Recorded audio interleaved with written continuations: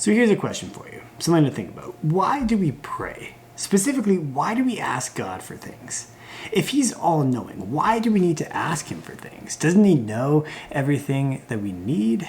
The thing that I want to talk about in this video is the idea that our prayer does something. God responds to our prayers. If you're not subscribed, I post videos like this every single week. So if it's something that interests you, hit the subscribe button. But yeah, let's get started. Before we do that, let's make some coffee.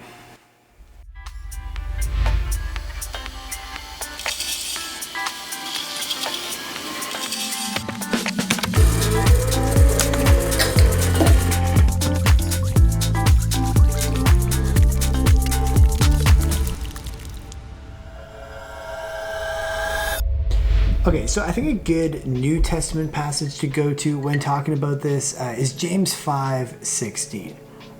It's a bit of a classic, but I think it illustrates this idea really well.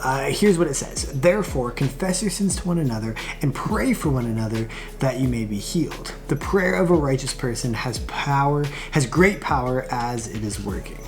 It's difficult to communicate this in English, but in Greek, the part that's emphasized is this idea of great power or great ability. And power in this case meaning the power to accomplish something. I like the word effectiveness, which some translations do actually use here. Prayer is effective. It does things. Passages such as James 5:16 are not speaking to us being able to accomplish things on our own power. The trap we can fall into is thinking that, we can speak things into being because of some innate power that we possess. And that's just not how it works. But this passage is reminding us that it is God's power at the end of the day. It's his healing. It's his provision. But prayer does something. Our prayer does something. It is effective, and God listens to our prayers. If we go to the Old Testament, one story that I find really interesting is in Exodus 32. And what we have here is a story where the Lord is angry with his people. They constantly disobey him and turn to worship idols. And the Lord says to Moses that his wrath is going to burn hot against them. And he's going to consume them. And Moses asks the Lord not to do this. He asks him to have mercy on his people. And it says that the Lord relented, or that he changed his mind, and he didn't bring this destruction. Now, we could debate the nuances of this for a long time, and trust me, people have. What exactly does it mean that God relented? And this is something that we see in other passages as well, actually, such as Jonah 3. But the point is, Moses' intercession did something.